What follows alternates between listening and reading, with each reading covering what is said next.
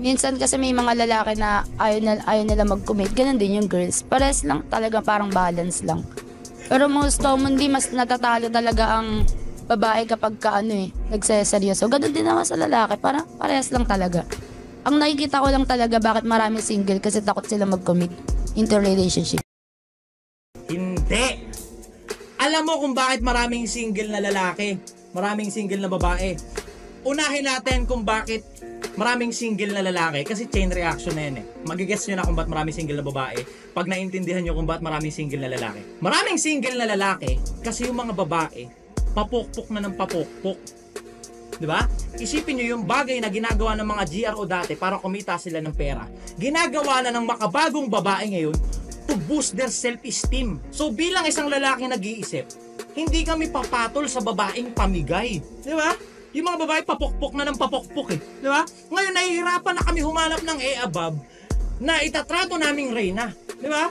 Ngayon, pag ang lalaki nahirapan humanap ng above na itatrato niyang reyna, we stay single pero iiyot pa rin, nag-aabil eh. Kasi kung iyot at iyot lang, marami. Pero yung magko-commit aasawahin, nahihirapan yung mga lalaki maghanap ng aasawahin kasi yung mga babae, papokpok na ng papokpok. And take note, hindi sila pokpok ha. Ginagawa lang nila yung kahalayan na yon ng mga babae na yan to boost their self-esteem. Puki ng inang yan. Di ba? Di ba?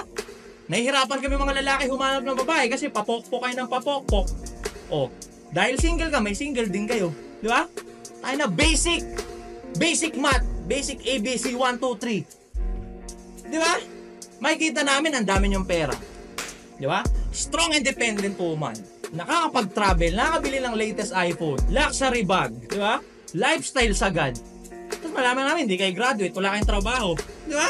Nagpapaalaga pala kayo sa matanda. Paano kayo nga asawahin? Di ba? Tuloy natin to. Putang ina, pang reels din yun ha. Ini-screen record nyo ba? Screen record nyo to, putang ina, pang reels to mga ganito. Tuloy natin.